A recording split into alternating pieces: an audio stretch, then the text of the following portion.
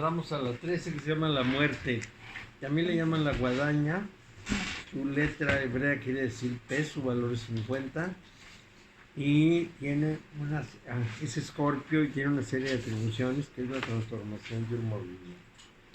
Aquí les debo decir que los números, las letras judías tienen números que van primero de 1 a 10 y luego de 10 en 10, 20, hasta llegar a 500. Quizá, si busco por ahí, les doy una lista para que sepan qué tanto suma cada nombre, pero no creo que les sirva de mucho, porque eso es para hacer comparativos, pero para que lo tengan. No son judíos. No íbamos a ver la 14. Ya acabamos. Ya acabamos la 13, ¿no? ¿Acabamos la 13, no? Sí. ¿Sí? ¿Sabes que Mario sí? Sí. La acabamos. Entonces entramos a la 14. Sí. Pero la 14 Que la 14 no la tenemos.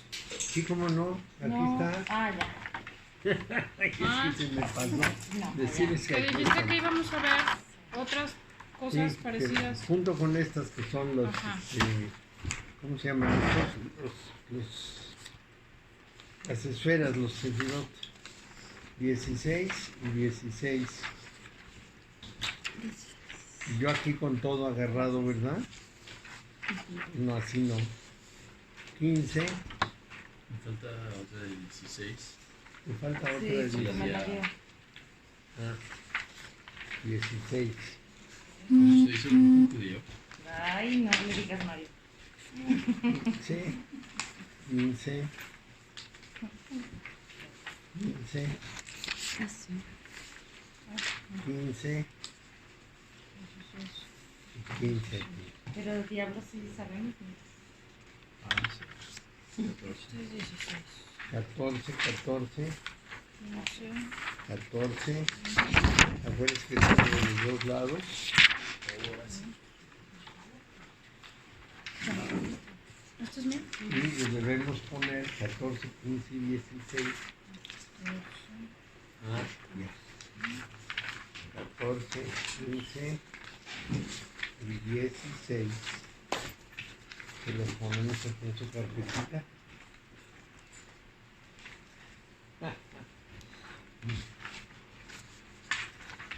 Qué bárbaro, como yo lo tenía aquí muy guardadito. Bueno, entonces la 14 se llama Ingenio Solar, la templanza.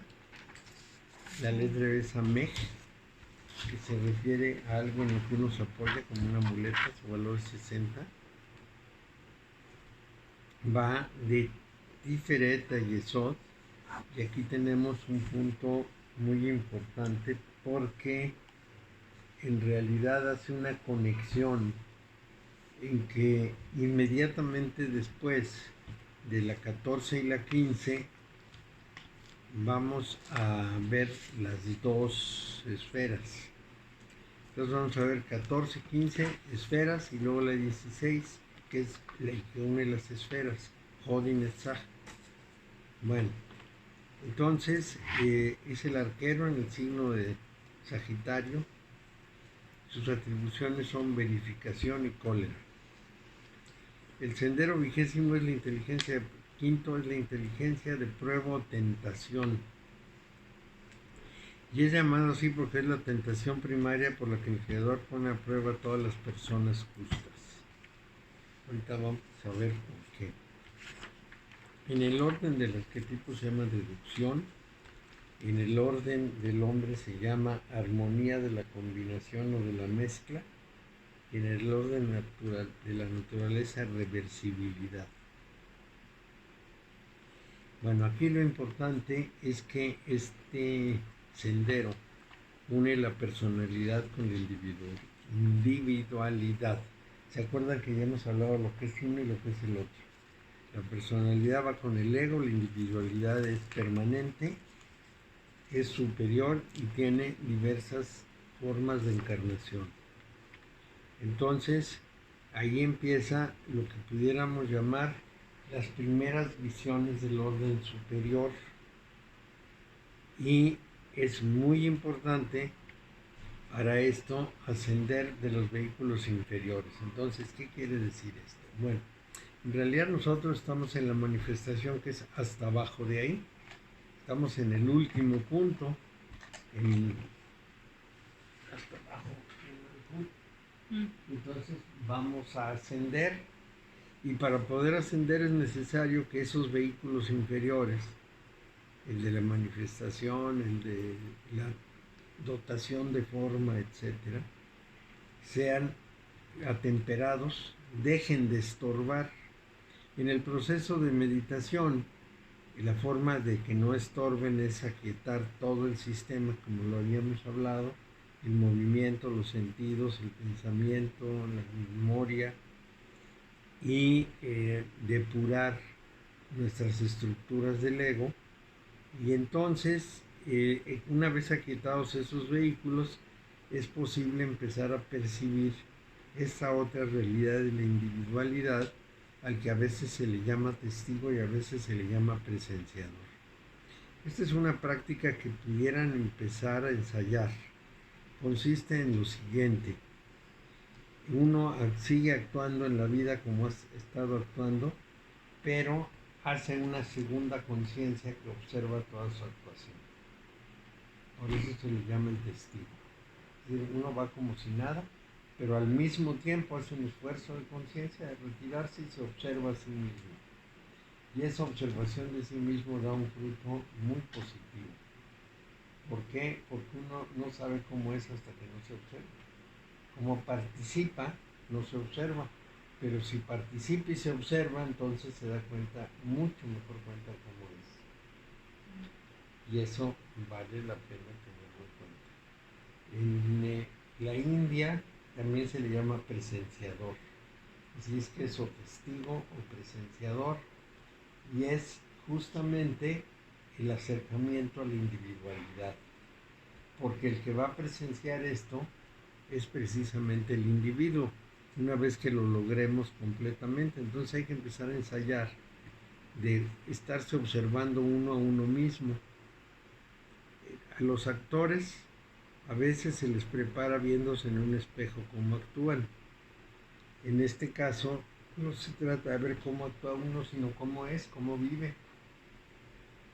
Entonces ese esfuerzo es el que nos da un vislumbre, una idea de cómo somos en realidad. Y después, mucho después, tenemos que voltear al revés y ver al individuo. Eso cuesta un poco más de trabajo. No mucho más trabajo, pero sí un poco más de trabajo. Es un poco más complicado. Así es que estamos justamente en el sendero en que se pasa, si vamos como ahora de arriba para abajo, del individuo al ego. Entonces, es como el alma abandonada en un erial a la que asiste solo la fe. En este caso, es lo que San Juan de la Cruz decía. Creo que ya les había contado que cuando una persona busca a Dios, Dios es muy complaciente y se va haciendo presente conforme la persona va avanzando. Y de pronto tiene unas experiencias así como de la presencia divina. Y dice, pero esto es como con los niños pequeños. Cuando un niño recién nace, su madre lo carga y lo tiene pegado y lo abraza y lo quiere, etc. Y él siente el calor de la madre. Pero en cuanto crece, lo baja al suelo y lo deja. Entonces él experimenta un sentimiento espantoso. Ha sido abandonado. Ya no puede estar trepado en la mamá. Pues dice, lo mismo pasa en el proceso espiritual, cuando al principio Dios nos acoge con gran amor y nos alienta, tenemos unas visiones espléndidas, y de pronto nos suelta cuando ya crecimos, y entonces vamos a ser como un alma abandonada en un erial. A eso le llamaba la primera noche oscura del alma, además. Entonces solamente sigue teniendo fe. Si no hay fe o no hay valor, entonces la persona tratará de regresar a la conciencia egoica.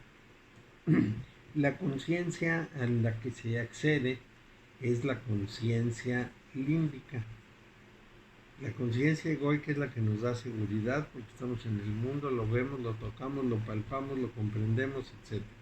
La conciencia límbica es un estado en el cual dejamos de tener toda esa amarradera en el mundo de todos los días y entramos en una especie de unión con todas las cosas, de unidad con lo real, pero sin fe, sin confianza, sin convicción.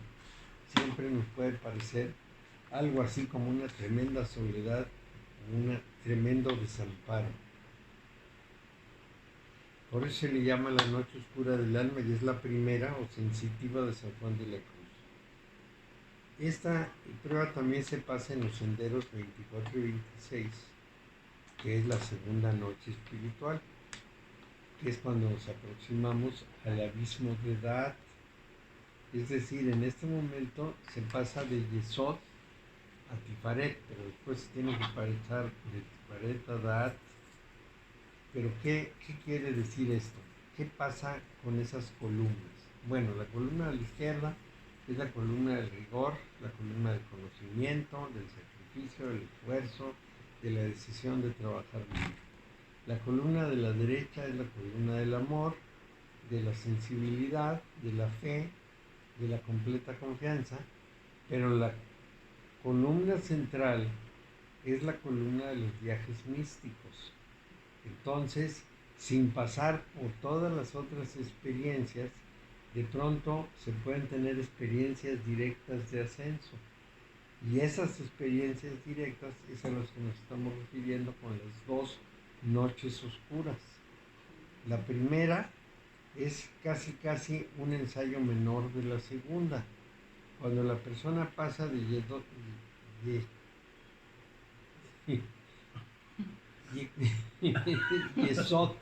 es que iba a decir Yehod y no me sale. De cuando la persona pasa de Yesod a Tifaret, lo que tiene es una experiencia de cambio radical, porque en Yesod ya se dio cuenta de que gran parte de su visión del mundo es ilusoria, pero de ahí pasa a una visión del equilibrio universal que lo sacude. De pronto como que pierde piso. Es como si de pronto voláramos y viéramos la Tierra desde arriba y no fuéramos en un cohete, sino simplemente descendiendo. Es decir, la persona de pronto se da cuenta de que todo es uno, de que toda la realidad no está sino encadenada, puesta en una enorme red, vive la experiencia de la totalidad, pero al mismo tiempo se despoja de la individualidad y se asusta. Eso es lo que ocurre. Es un brinco muy grande de la visión personal a la visión universal. Pero el segundo brinco es al abismo. El abismo quiere decir lo insondable y desconocido para nuestra experiencia humana. Este es un problema muy complejo para el ser humano. Nosotros estamos acostumbrados en la vida cotidiana a ir conociendo las cosas. ¿Qué es lo que le pasa a los niños? Los niños van aprendiendo que todo lo que les parece raro finalmente se va haciendo familiar y conocido. A veces cuando un niño experimenta algo nuevo y muy desconocido, puede asustarse, puede tener una fuerte impresión. Por ejemplo, uno de mis hijos, yo no sé cómo es que pasó así, pero tenía 3 años y salimos a caminar a la calle. Yo creo que nunca había caminado en la calle, porque si no, no hubiera pasado eso. Íbamos caminando y de pronto apareció un camión. Se pegó un susto terrible, se pegó a la pared, estaba aterrado viendo pasar el camión. Pero aterrado. Sí, pues imagínese, de pronto oye un ruidote terrible y un animalote como el camión, se asusta y corre, se pega a la pared con horror. Bueno, pues eso es lo que pasa de pronto con estas experiencias terribles. de lo desconocido. En este viaje, cuando se va a la segunda noche oscura, el problema es que lo que se encuentra es algo totalmente ajeno a lo que pudiéramos llamar la experiencia humana y las formas captadas por nosotros. Una cosa inusitada, completamente distinta de aquello a lo que hemos estado acostumbrados, y produce un estado como de pánico, un pánico natural frente a algo con lo que no sabemos qué hacer ni cómo hacerlo. Es muy fuerte la experiencia en general, por eso la describe San Juan de la Cruz como la segunda noche oscura del alma, la potente segunda noche oscura, porque la persona pierde todo referente a su condición humana. Piensen en los ojos de un Dios contemplando el universo, no como nosotros lo vemos, no con nuestros ojos ni con nuestro cerebro, sino completamente fuera de eso. Vamos a decir tal como es. Entonces las cosas no son sencillas. Les voy a dar un ejemplo de aproximación. La India tiene una diosa llamada Kali. La diosa Kali es muy importante. Pero ella está sentada sobre un cadáver, con toda la lengua de fuera, con una sonrisa tétrica, con serpientes en la cabeza, con un collar de cráneos y con un cinturón de brazos y piernas, porque representa ese ciclo de la destrucción. Entonces, si nos viéramos frente a frente con la diosa Kali, pues nos pegaría un cierto susto, sobre todo no siendo de la India, porque ellos ya se acostumbraron a verla así, pero nosotros no. Y claro que sabemos que así eran algunos de los personajes de los aztecas. Algunos de esos dioses también eran terribles, pero La Santa Muerte. pues sí, pero para nosotros queda muy lejos. La Santa Muerte como que es más folclórica, Sí. pero esos dioses terribles que tenían los mayas y los aztecas, pues eran unos dioses aterrorizantes para ellos. Igual tenemos con la diosa Kali, o con Tara, que está sentada sobre el corazón de un muerto, o con otras de las esposas de Shiva, que son más o menos aterradoras en muchos sentidos. Solamente tiene una que es simpática, todas las demás son horrendas. Pero ¿qué es lo que representan? Pues las fuerzas desencadenadas del universo. Entonces, pues sí, las representan de una manera brutal. Bueno, eso es lo que puede dar miedo. Entonces, en los senderos 24 y 26, esa segunda noche, cuando se van aproximando a los abismos de edad, la cosa se pone muy seria. Entonces, es muy importante el tema del contacto consciente de la individualidad con la personalidad, al que se llama conciencia del alma. Entonces, lo que recomiendan siempre es que haya un guía que le quite a las personas el susto, aunque hay algunos que lo hacen solo. Bueno, cualquiera que pasa a través de esto ha logrado un paso, un escalón adicional de la comprensión de lo que es la mística. Pero normalmente se requiere un guía. Cuando nuestro maestro nos enseñó a hacer no viajes astrales que a él le parecían totalmente inútiles, sino estos viajes al mundo mental, nos advirtió que había que pasar forzosamente por el astral, y que en el astral podríamos encontrar unos monstruos como los que las personas que se drogan y tienen experiencias negativas nos cuentan. Ven unas arañas gigantes que se los quieren comer y otros monstruos indescriptibles que les meten un pánico terrible. Entonces, a veces, por ejemplo, las personas que quieren hacer viajes astrales se van al astral oscuro y salen muy espantadas de todo lo que ven.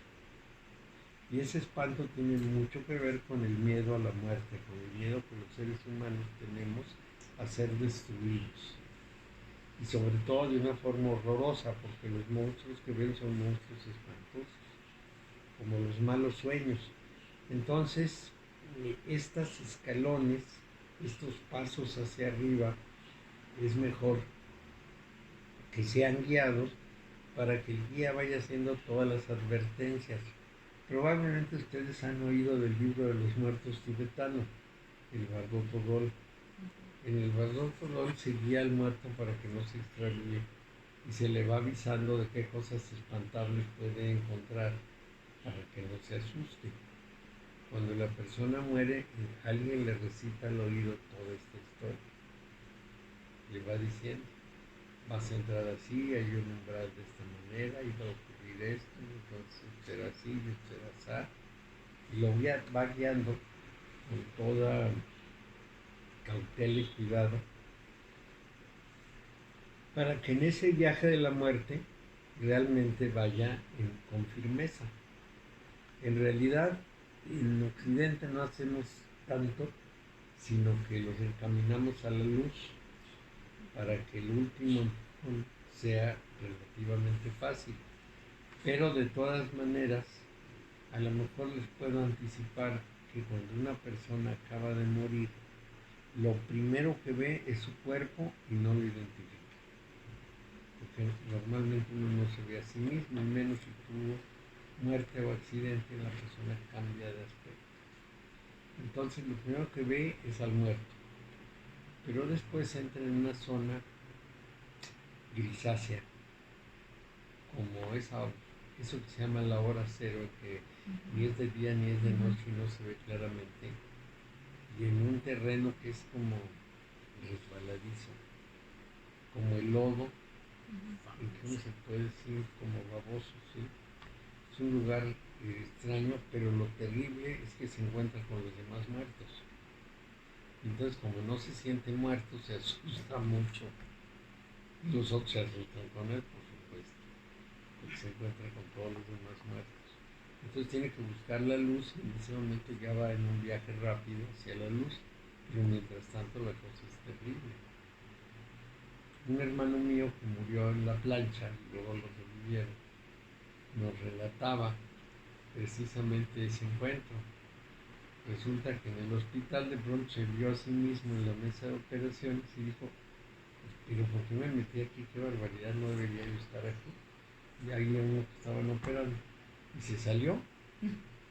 Y entonces, pues de manera natural, fue a parar donde estaban los otros muertos, en el sótano. Y entonces se espantó muchísimo, porque como sea era miedoso. Y entonces se asustó muchísimo de ver a los muertos como si estuvieran medio vivos, pero claramente muertos, porque todos estaban ya, ya con su sábana y con toda la historia. Ya saben que los presentan muy bien, ¿no? Ya estaban así. Entonces él pues espantó muchísimo. Lo reviven y lo primero que dice al despertar es, ¿por qué permitieron que me llevaran donde están los muertos? Mi hermana estaba y le dijo, no, no te llevamos, y cómo no, en el sótano están los muertos. Y ahí estaba. Entonces sí, la experiencia es fuerte. Así es que, como todos vamos a morir, hay que estar preparados. Sí, pero que no se nos olvide. Oye, ¿el libro tibetano de los muertos tiene autor o es nada No, más no como... tiene autor. No, es un libro tradicional de ahí. Es que en la época en que lo escribieron nadie ponía su autoría, no ponía nombre. Aparte es información pues, como que se ha ido dando de generación en generación. Sí, una recopilación muy antigua del proceso de la muerte. Entonces, si nosotros escribiéramos así al muerto, es decir, si cuando el muerto acaba de morir empezáramos a decirle te vas a desprender del cuerpo, el cuerpo que estás viendo es el tuyo, en este momento vas a moverte hacia un umbral donde vas a encontrar a otros que acaban de morir también. Pero si escuchas, en teoría, Sí, sí escuchas. ¿por cuánto tiempo? Mira, normalmente se decía en el tiempo antiguo que había que guardar al muerto 72 horas para que pudiera realmente desprenderse y pudieras enterrar un cadáver. Y el oído es el último sentido que se pierde, Como ¿verdad? que se pierde. Pero no 72 horas. O sea, de hoy sí. ¿En serio? Es que depende qué está allá adentro. ¿Se acuerdan que en una película y en alguna investigación pusieron una cámara para ver el proceso de descomposición del cadáver? Lo que vieron es que salía en un cierto momento una nube que pesaba unos cuantos gramos. Entonces la cuestión es que si pesaba, es que era física. Entonces desde hace muchísimo tiempo, pero miles de años, se decía que lo primero que se desprendía era ese cuerpo físico, que se llama el cuerpo astral, que sí pesa porque es físico, más sutil, pero físico. Entonces se desprende y después ya se quiebra y lo demás sigue adelante, que ya no será físico, pero el punto clave es que se comprobó que efectivamente se desprendía algo que pesaba. A eso de pronto le dijeron que era el alma. No, no es cierto, porque el alma no puede pesar. El alma no es material, entonces no puede pesar. Es el cuerpo astral y es un cuerpo que todavía está alerta. Entonces el término de 72 horas tenía un objetivo muy importante, que murieran todas las células. Porque cuando una persona pierde la conciencia, sus células siguen vivas mucho tiempo, muchas horas. Y entonces ahora que los incineran, es Pues que ya las hay gente pobres- que ya no quiere ni Las que la pobres vean. células sufren, pues les duele muchísimo ser quemadas. Pero ahora ya es casi legal la incineración. En realidad se exige en muchos casos de incineración, o la familia considera que es más rápido y práctico, y en vez de enterrar el cuerpo y dejar que todo ese proceso se produzca, pues lo queman de inmediato. Y pareciera que no es tan grato para lo que queda del cuerpo, ni para el cuerpo astral, pero en fin, a ese es al que se le hablaría y se le guiaría por los senderos de la muerte hasta enviarlo a la luz. Y no es tan difícil darle todas las instrucciones para que vaya buscando que en todo su alrededor un punto de luz y viaje hacia ese punto de luz. Y ya. Todos los que han viajado hacia el punto de luz se sienten muy satisfechos de haber llegado. ¿Y la vela los ayuda? No tienen acá. Ya ven. No ven, Ujú. no tienen ojos. Nosotros solemos pensar en los muertos como si fuéramos nosotros como fantasmas, con cuerpo, con forma, que ven, que oyen, que nos observan, y todo eso no es exactamente así. Eso es nuestra ilusión, pero no. Sí, no tenemos otra forma de concebirlo. No tenemos, si no hay forma, no lo entendemos, entonces les ponemos forma. A mí muchas veces, cuando le pregunto a una persona que está ansiando encontrarse con una que ya murió, le digo, ¿cuál sería la experiencia al encontrarse con esta persona? Nos vamos a abrazar y nos vamos a decir quién sabe cuántas cosas. Y yo digo, ¿cómo puede imaginar eso? ¿Cómo vamos a abrazar a alguien que no está? Que no tiene cuerpo. No hay manera. Es una relación de conciencia a conciencia. Entonces esto normalmente no lo practicamos nosotros. La relación de conciencia a conciencia casi no la cultivamos. Necesitamos todo lo físico para. Necesitamos oír, a pesar de que muchas veces una persona percibe lo que le está comunicando otra. Por ejemplo, cuando dos personas se van a hablar por teléfono al mismo tiempo, a pesar de esto, de que sí hay esa telepatía, no la hemos cultivado. Entonces, aunque la tengamos, no la usamos. Es muy difícil que se nos ocurra acercarnos a un cadáver y hablarle y decirle muy claramente qué tiene que hacer. Decirle, ya estás muerto, ya tienes que irte rápidamente, antes de meterte a Honduras, es que el muerto muere con una cierta cantidad de energía. Y esa energía le sirve para el movimiento que va a tener, es una energía de conciencia.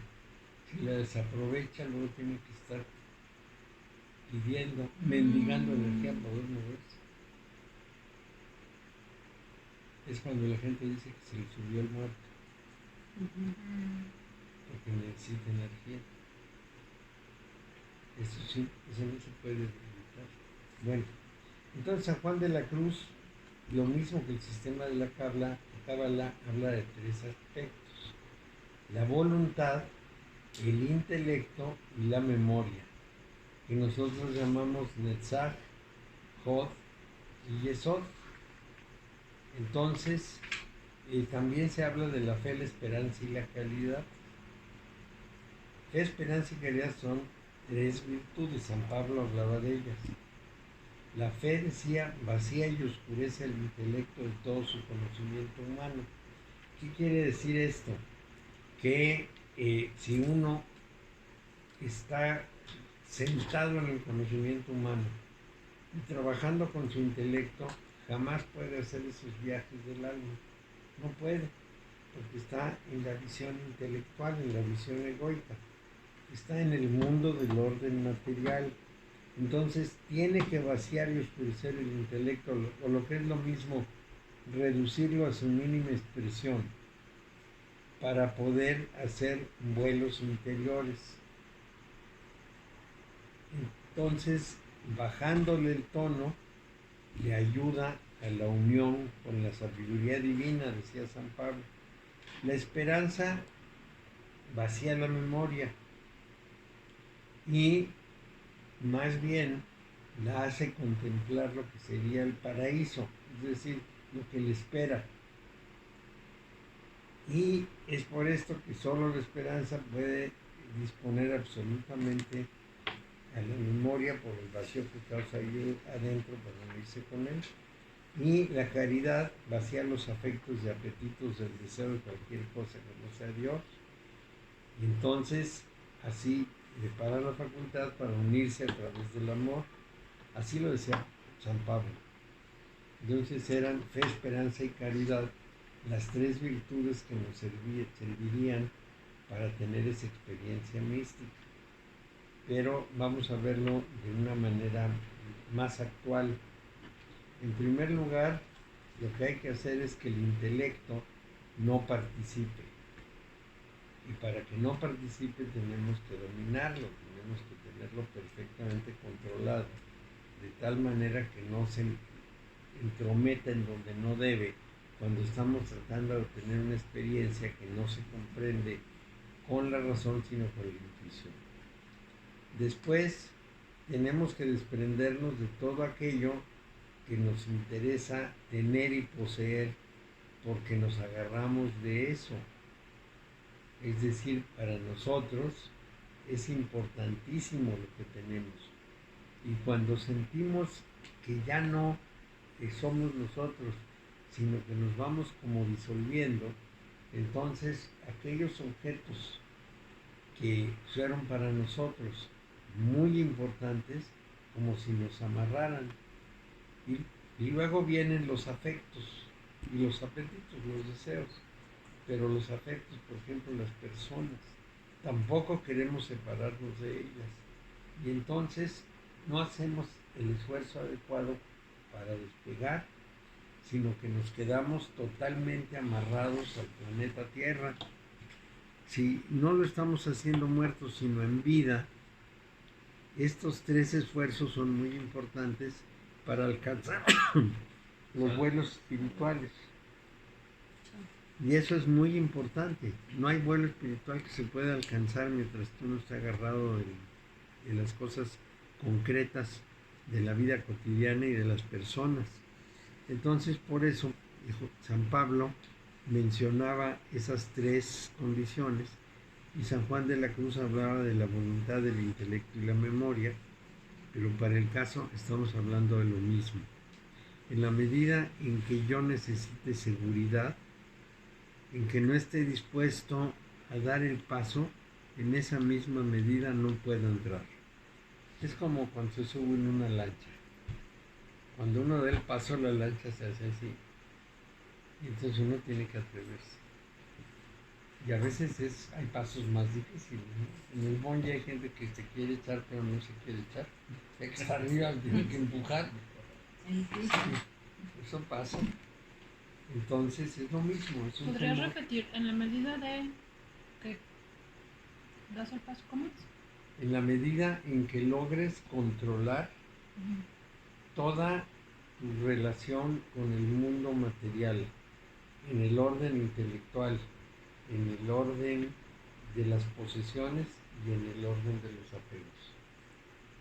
En la medida en que disminuyas tu búsqueda de seguridad en esas cosas aparentemente sólidas, en esa misma medida puedes abrirte a las experiencias interiores.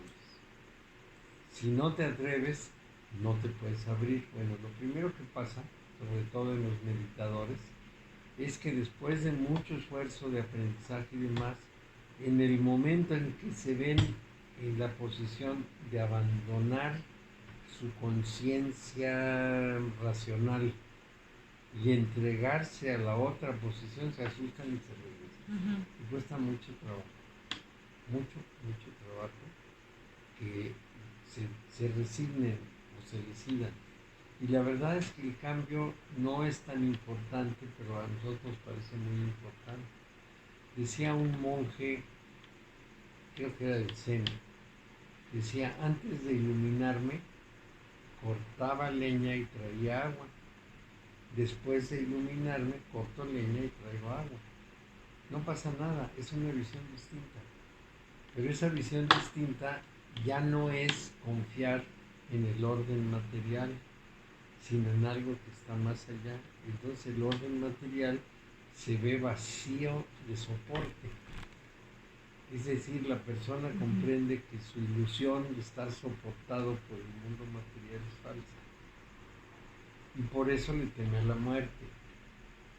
Porque en la muerte va a estar despojada del orden material y se va a sentir muy mal, muy fuera de control. No puede caminar, no puede hablar, no puede comunicarse. Si ve a otras personas, quiere hablar con ellas y no puede.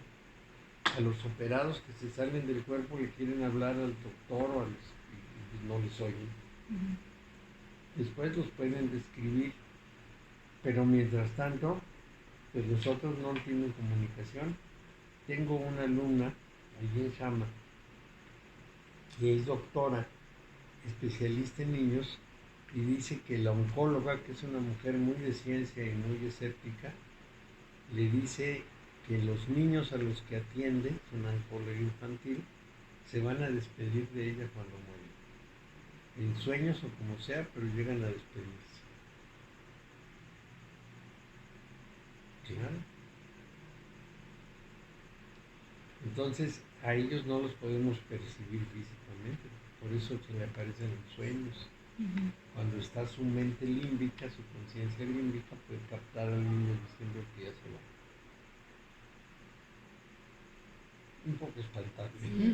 Y aún así no cree.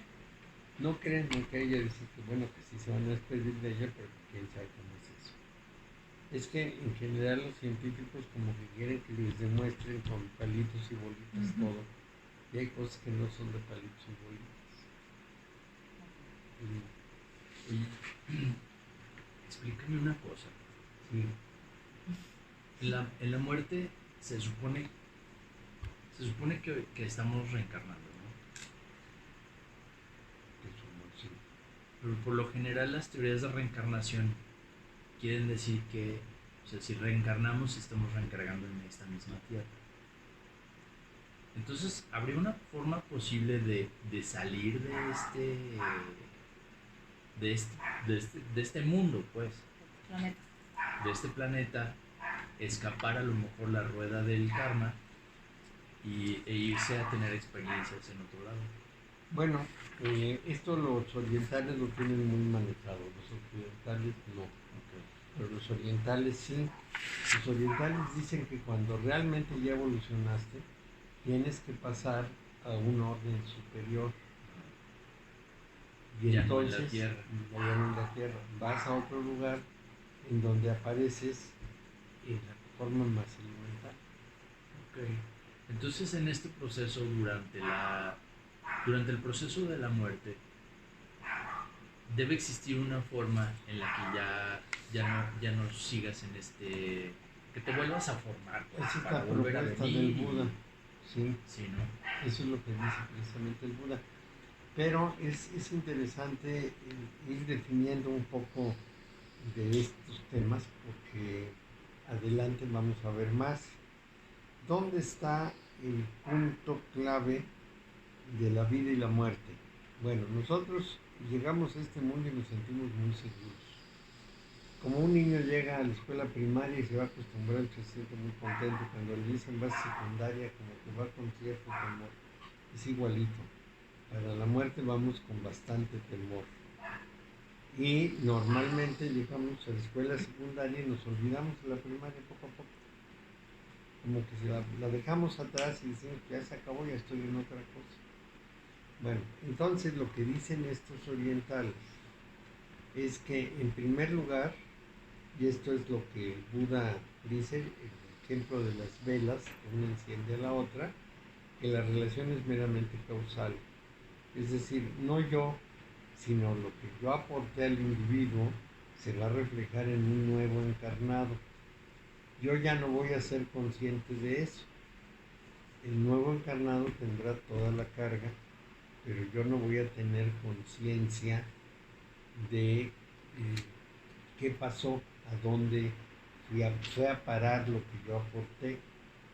Y se supone que llegado a un cierto punto de desprendimiento, se debe pasar a una realidad distinta, pero muy distinta. Entonces parten de lo siguiente: las almas en la tierra empiezan en los animales inferiores y van ascendiendo hacia los animales superiores. Cuando llega el momento en que un animal superior ya está disponible para ser humano, toma cuerpo humano y entonces sigue adelante en su desarrollo.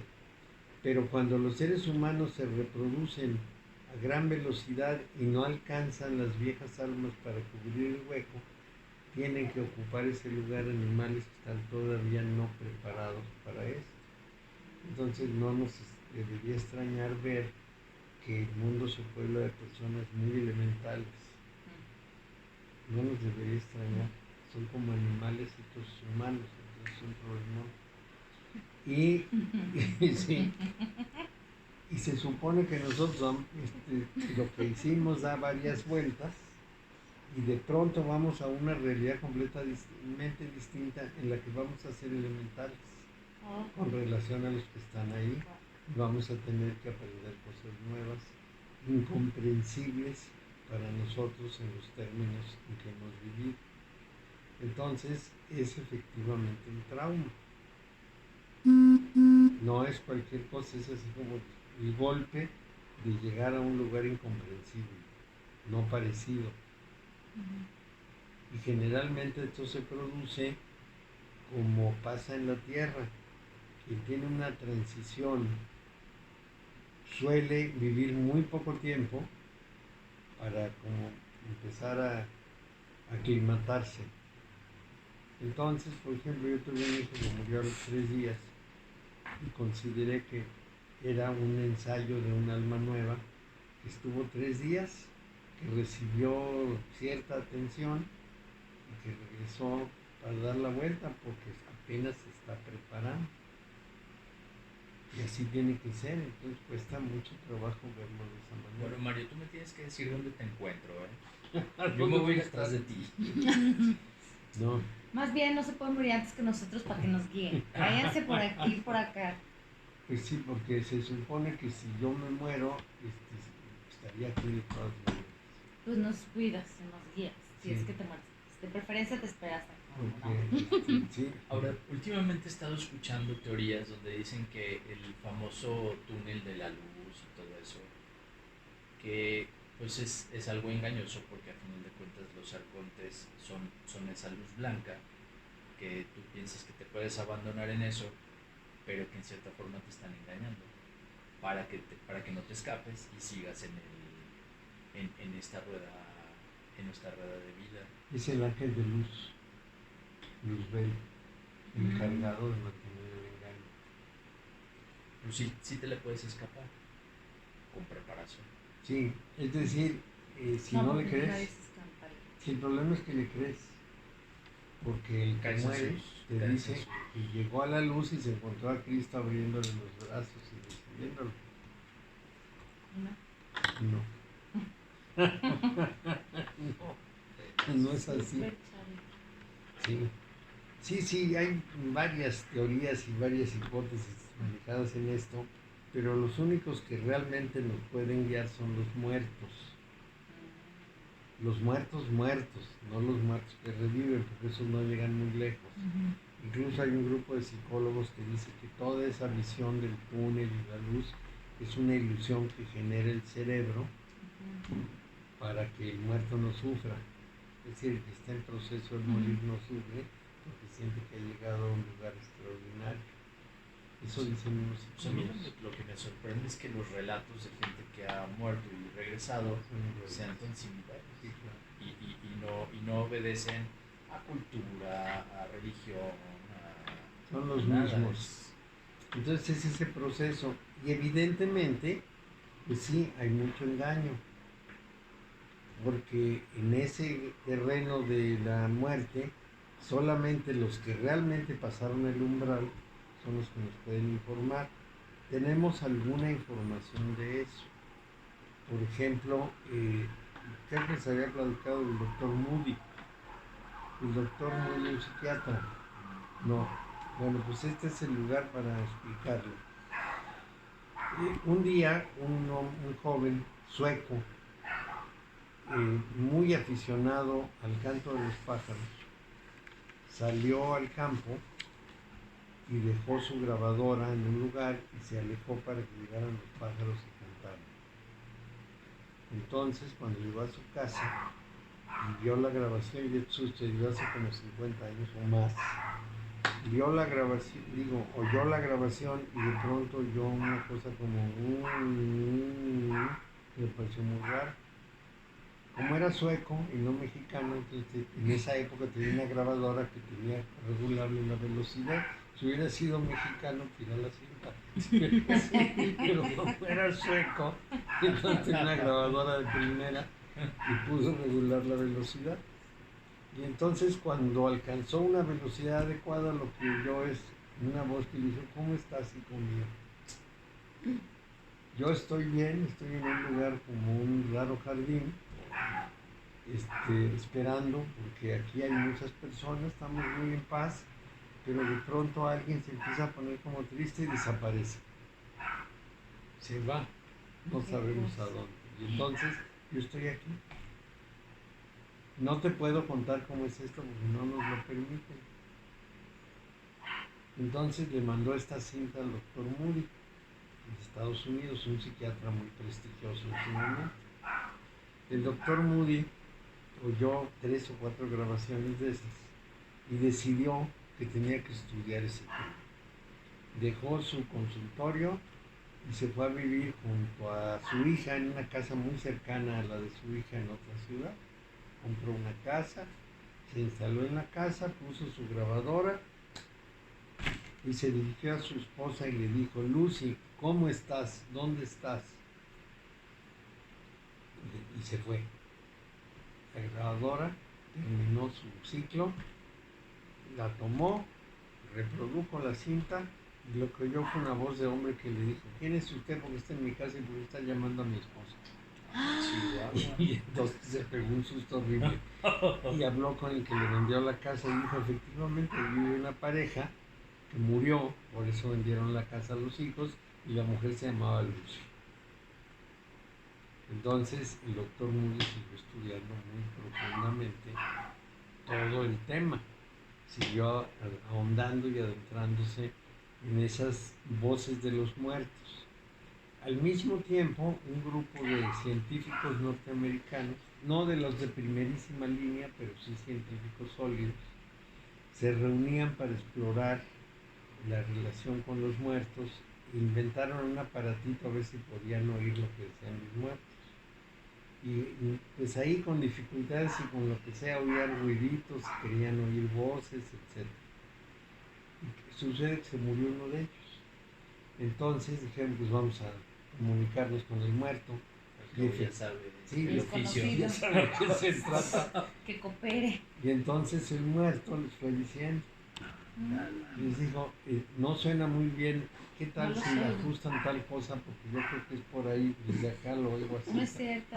Sí, y cuando le preguntaron si existía el tiempo, dijo, pues algo parecido, y que hasta allá, pues aquí hacemos unas como investigaciones, trabajamos en algunas cosas para tener conocimientos, pero no les podía describir muy bien lo que estaba haciendo, porque no se parecía nada de la Tierra, pues, entonces, ¿cómo describirlo?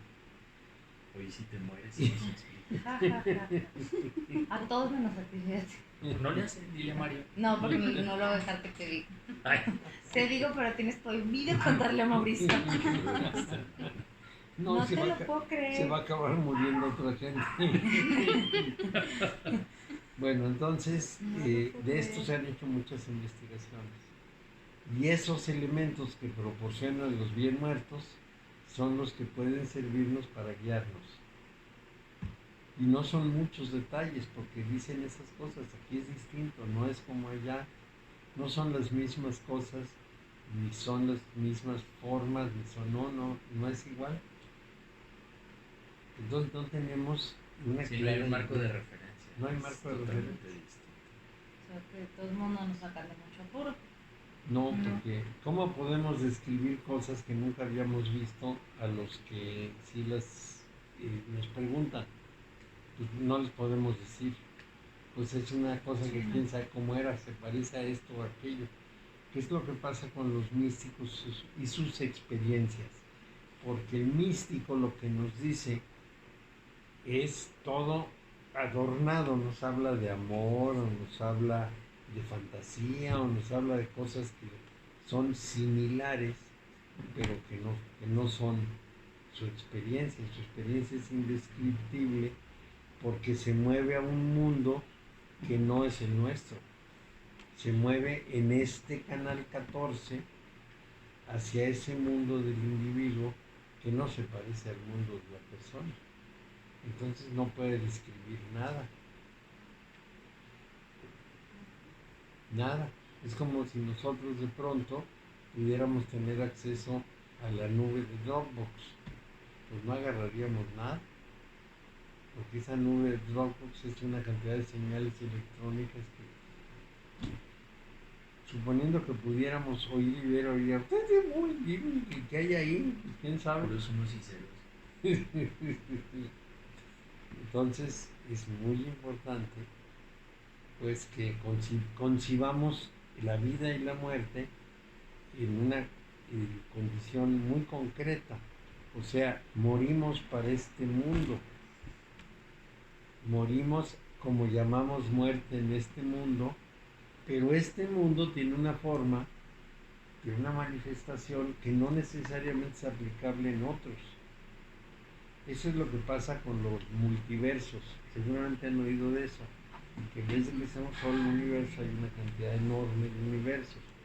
Y entonces cada multiverso es distinto.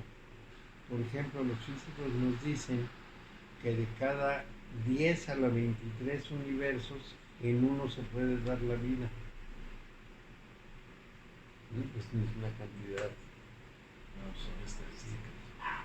Sí, son uno seguido de 23 ceros, pues es muchísimo. Y entonces tienen que generarse multiuniversos de todo tipo hasta que aparece uno que se puede dar la vida como el caso nuestro. En nuestro universo, la generación de la vida fue una casualidad, una extraña casualidad, porque el Big Bang produjo una gran cantidad de hidrógeno. El hidrógeno produjo helio. Al ir decayendo se convirtió en helio. El helio se empezó a agrupar en moléculas de 3 que se llaman partículas alfa y ya se mantuvo en una gran estabilidad con las partículas alfa. pero en un cierto momento, un neutrón o una corriente de neutrinos, no sabemos bien, golpeó el núcleo de ese conjunto y produjo el siguiente elemento de la tabla periódica, muy inestable, berilio no sé qué número. Y en otro accidente muy parecido produjo el carbono 14. Y de ahí ya se Y de ahí en consolida la adelante. materia. Y eso solamente se puede producir en soles que son como 1.000.000 de veces más grandes que el nuestro, porque hay la presión y la temperatura necesaria. Más o menos lo que no es hidrógeno y helio en nuestro universo es el 3%.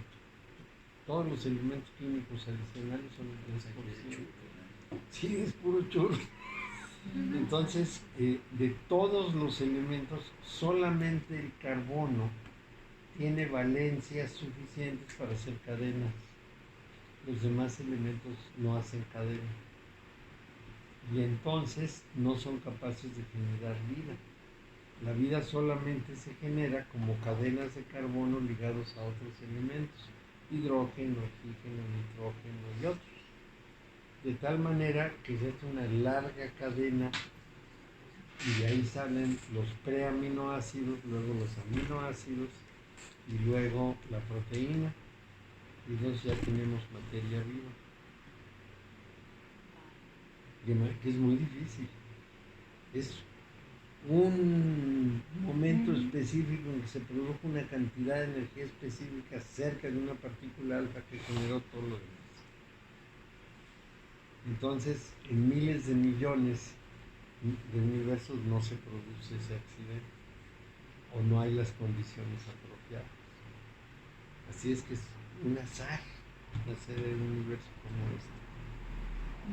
Y luego, pues es un azar estar vivo, porque nos podía haber tocado ser una piedra. Pues sí, fácilmente. Por eso el Sutra del Diamante dice, es muy difícil nacer, es muy difícil. Cuando nacimos tener intereses en estos temas, es muy difícil que si uno tiene el interés lo desarrolle.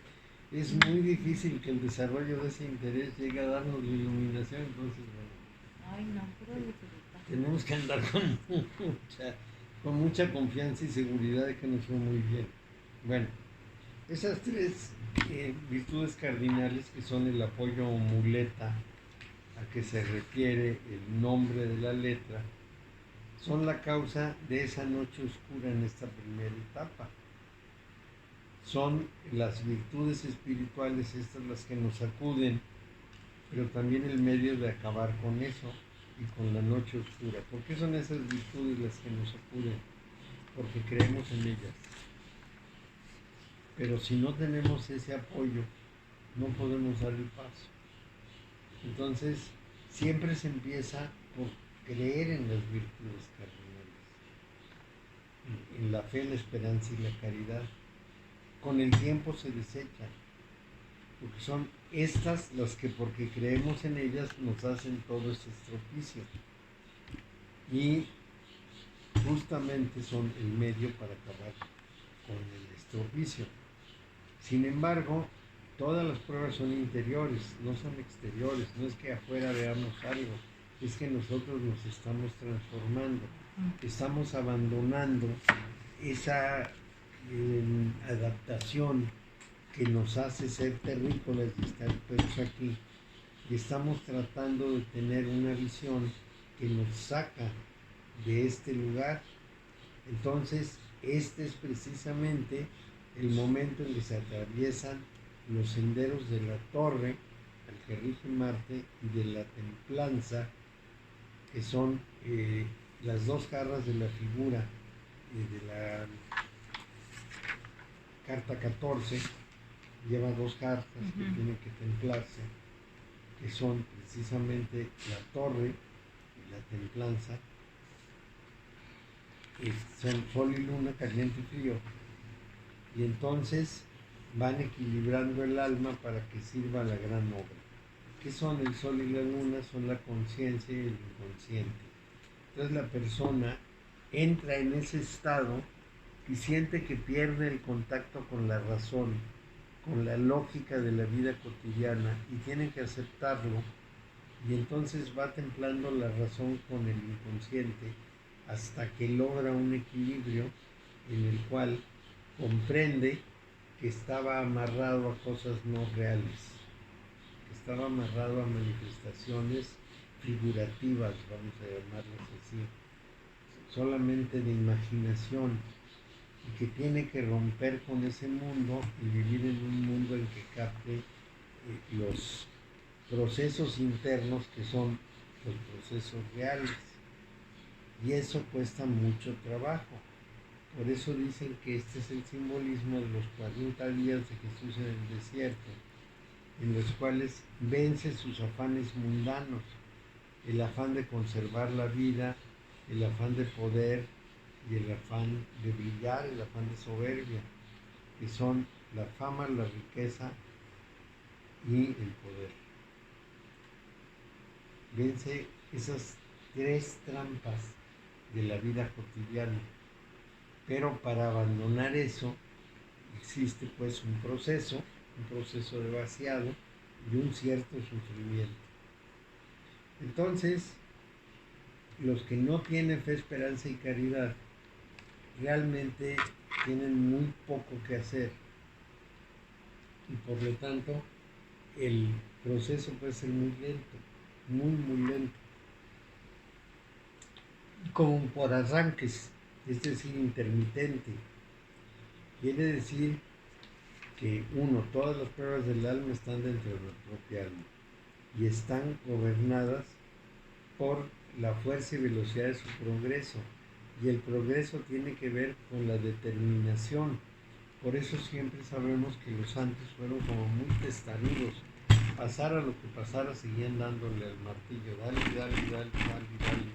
con la idea de obtener el objetivo. Si es blanda la voluntad, es largo el proceso, muy largo. Entonces, ningún alma se rompe por la aspiración, ¿no? Se rompen por el choque, por la fuerza con la que se lucha contra lo que es la ilusión. Desde luego no se espera que todos lleguen, ni esos poderes de fe, esperanza y caridad son los que hacen la tentación del mundo, porque estamos en él. Y finalmente esos aspectos están dentro de nosotros. Por eso se dice que Satán está dentro de nosotros. Somos nosotros, por eso es la tentación el nombre de esta carta. Somos nosotros los que caemos en la tentación del mundo. No la tentación de otras cosas, la tentación de considerar que este mundo es muy real y que efectivamente nos da lo que nosotros queremos y necesitamos. Esa es la ilusión del mundo. Entonces nosotros pensamos en fama, poder, riqueza, placer, muy intensamente, y nos damos satisfacción. Pensamos que todo lo que hay que hacer es más o menos lo que está puesto en la mesa del mundo. Decimos, bueno, pues ¿qué tengo que hacer? Pues tengo que estudiar, casarme, tener hijos, formar una familia, hacerlos crecer, hacer mi vida más o menos agradable, veo televisión, voy al cine, me tomo vacaciones, hago lo que tengo que hacer, pero eso no conduce más que a darle vuelta a la misma vida. No se logra lo otro, porque nos parece muy real la fama, la riqueza, el poder, el placer. Lo vemos como si realmente eso es lo que hubiera que tener, y entonces estamos dando vueltas al mismo molino. Simplemente la rueda del molino da vuelta y nosotros vamos dándole vuelta. Conforme nos vamos dando cuenta de que tiene que haber algo más y adquirimos el propósito de romper con eso, empieza el proceso de cambio. Una vez que empieza no se puede echar para atrás, pero puede ir más rápido o más lento. Entonces es muy importante que en ese estado, precisamente, es en el que ese estado de alcance de la noche oscura es en el que vamos a quedar por encima de la muerte. Aquí habla del pecado y la enfermedad, pero lo importante es que cuando la persona ha perdido no solo el miedo a la muerte, sino eso que pudiéramos llamar inercia, de quedarse en la tierra y resolver las cosas en la tierra, en ese momento empieza el proceso profundo de cambio, que es muy importante. Entonces, ahí lo que vamos a hacer es que esas muletas que fueron la fe, la esperanza y la caridad, las tiramos y vamos caminando solos. Entonces, es importante considerar que solamente vamos a caminar solos cuando realmente dejamos de creer en el mundo. En ese otro mundo, en esa otra realidad, no se requiere la fe porque está uno en presencia de aquello en lo que hay que tener fe. No se requiere la esperanza porque ya llegó, y no se requiere la caridad porque todos son bienaventurados. Cuando oímos de los bienaventurados siempre pensamos en unos santos que no se bañan, pero no, son los que rompieron el cerco, no son los bienaventurados, no del típicos, ¿no? Son, hay unos santos que se dedicaban a darse golpes de pecho, no, son los que pudieron desprenderse de toda la ilusión del mundo y están entrando a una nueva forma de realidad. Por eso Sagitario es el signo de la aspiración, el signo del sueño, el flechador del cielo. Y entonces es justamente pasar de la existencia humana terrestre a otra forma de existencia. Sagitario representa la individualidad que apunta precisamente con su flecha a la personalidad. Esto finalmente va hacia el amor al universo, a la totalidad, o a Dios, si lo queremos poner así, igual que la flecha de Cupido ocasiona el amor humano, la flecha de Sagitario ocasiona el amor divino. ¿Qué es lo que dice San Juan de la Cruz? Pues lo dice: ¿a dónde te escondiste, amado, y me dejaste con gemido?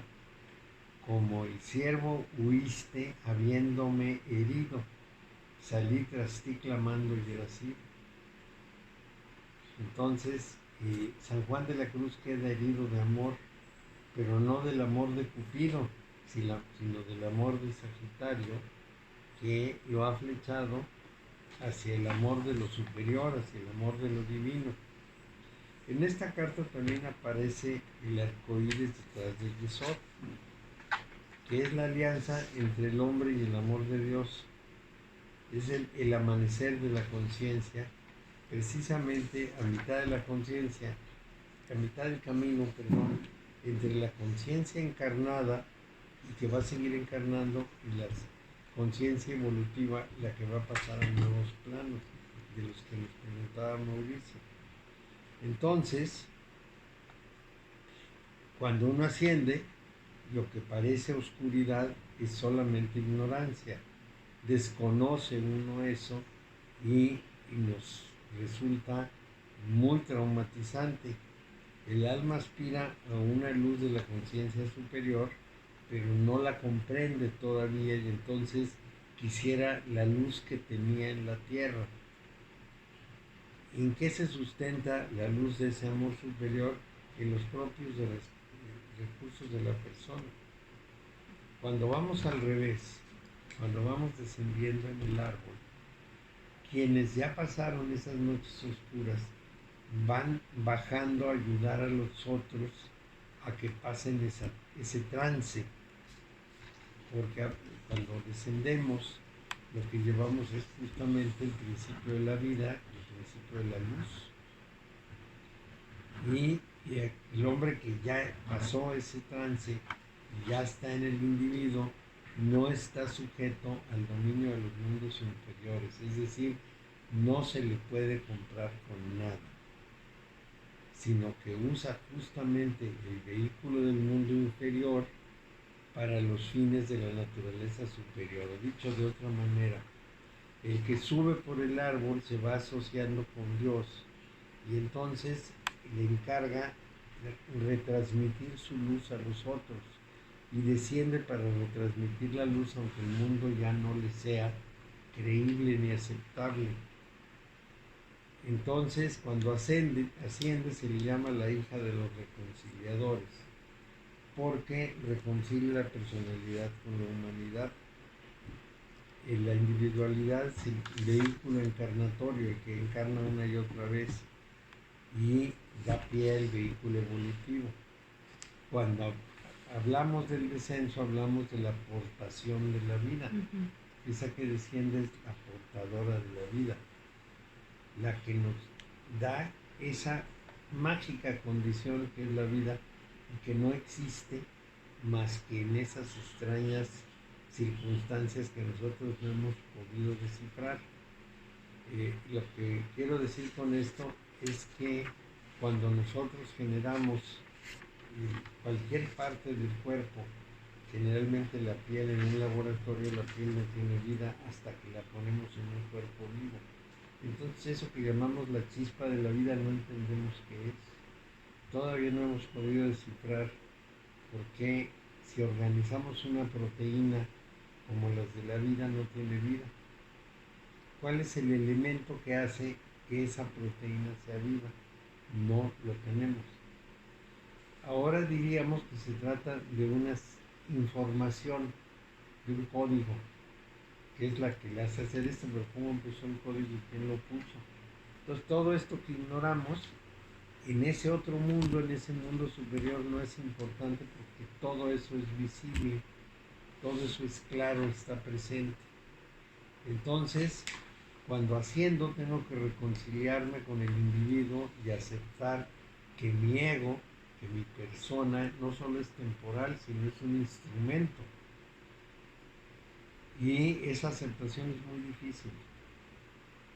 Es decir, declararse a sí mismo que esto que uno considera su precioso ser, que no quiere morirse, que quiere seguir en la vida, que tiene relación con los demás, que se aparece por todos lados, que va al cine, que viaja y que todo lo demás, que ese precioso ego no es absolutamente nada más que un instrumento y que hay una realidad que está más allá, en la cual uno ha participado pero no distingue bien y no puede entender.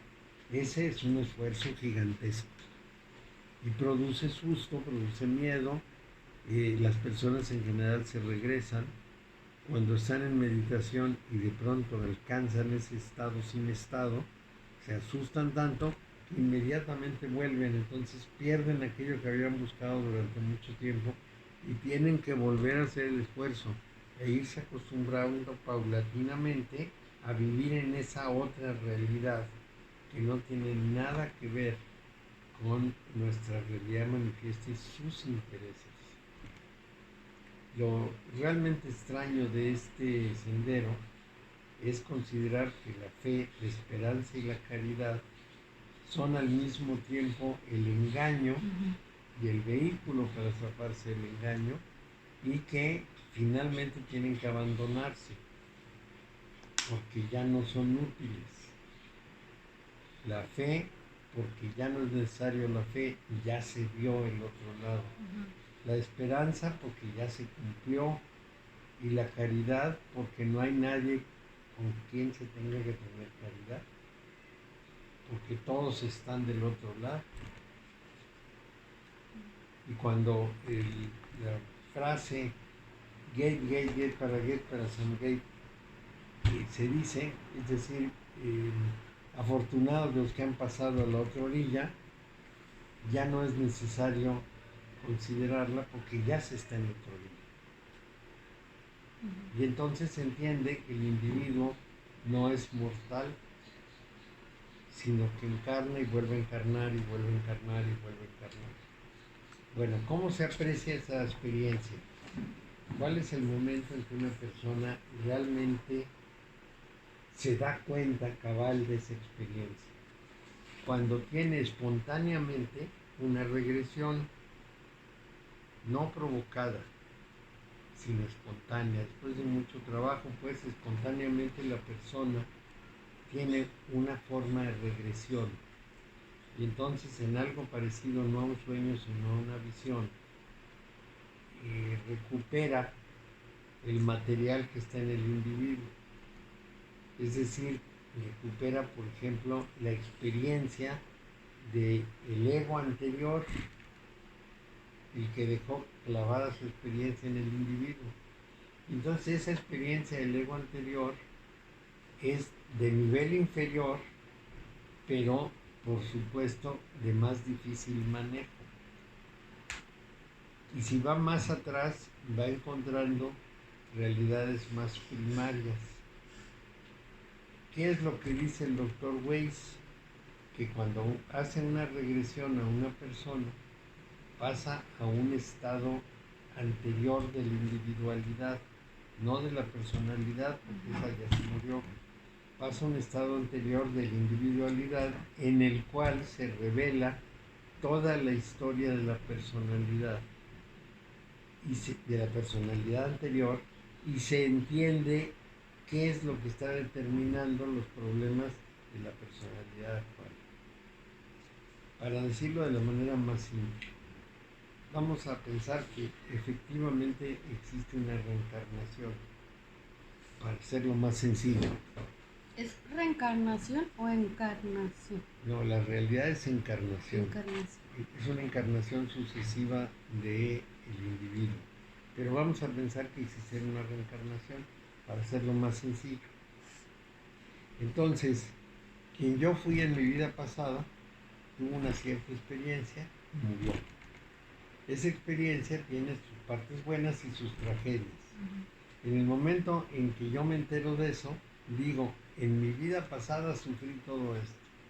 Y en mi vida antepasada sufrí todo esto. En realidad no fui yo, pero lo estoy viviendo.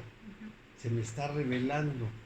Y entonces a través de esa revelación me doy cuenta por qué en mi vida hago ciertas cosas que para mí no tienen explicación. Y les voy a dar un ejemplo más sencillo, menos creíble, pero más sencillo, de cómo pasa eso. Cuando una persona dona su corazón a otra, la observación del receptor es muy importante. Entonces hay un caso muy interesante de una mujer que recibe el corazón de un muchacho. Y esa mujer, que era así como muy estándar, vamos a llamarlo así, de pronto le empieza a gustar la cerveza y las motocicletas. Entonces se comunica con los papás del muchacho y le dicen que efectivamente le encantaba la cerveza y las motocicletas. Es que el corazón tiene neuronas. Claro. Y entonces pasa los gustos, pero también pasa las angustias. Entonces, eso que yo encuentro en una regresión me muestra qué angustias pasan que yo tengo que superar en esta vida. Eso es muy importante. Por eso al doctor Weiss le da resultado, porque encuentra las experiencias traumatizantes no asimiladas por el anterior, y entonces el de ahora sabe que tiene que trabajarlas para sacarlas adelante, y cuando se las revelan ya sabe contra qué está luchando. Eso es importantísimo. La mujer que se ahogaba, que es la primera que le llega, y que efectivamente se ahogó y tenía un miedo, pánico al agua, bueno, entendió de dónde venía el miedo, pánico, pero también que se ahogó fue otro. Por eso nadie puede recordar espontánea, bueno, no, nadie es mucho decir, no es fácil recordar una vida anterior, porque ya uno es otro, no es su vida, es su información. Pero vienes como a terminar el trabajo que dejaste Y se quedó pendiente de hacer un nuevo trabajo que la siguiente encarnación va a tener que resolver. Y además sin saber quién fue el anterior, a menos que haga este proceso de trabajo. Pero todo con el sentido de evolucionar, ¿no? Claro. Porque quien llega al individuo se da cuenta de ese proceso y entonces comprende en dónde está parado y qué toca hacer. sino cómo comprende. Entonces se da cuenta que ha habido atrás una serie de encarnaciones que han tenido una serie de experiencias que lo llevan hasta su momento actual. Y le explican muchas cosas de su vida, por qué ve ciertas cosas, por qué sufre por ciertas cosas, por qué le teme a ciertas El hilo cosas. negro. ¿Sí? Y encuentra uno entonces una cantidad de respuestas. Así es que esas regresiones bien dirigidas ayudan mucho a comprender los problemas que traen. Sí ayudan. ¿Dónde dices que? ¿Quién las hace? ¿Quién las hace? El doctor Weiss está en España. Aquí hay una psicoanalista que se llama Carla Hernández que también hace regresiones. Y en Estados Unidos hay también unos expertos en regresiones, en la Ciudad de México. Hay varias personas especialistas en esto y ayudan mucho. En realidad le ayudan a la gente. ¿Hay alguna No manera de trauma. saber si tuviste cuántas o si es que hubo siquiera alguna encarnación? Sí, ¿Cómo? a través de esa regresión. O sea, pero así como Bill Mortal no tienes manera de saberlo. Sí, como no, conforme avanzas en el proceso de búsqueda del individuo se te dan solas. Las regresiones se producen como visiones, como si dijeras, yo viví esto y lo viví así, de esta manera.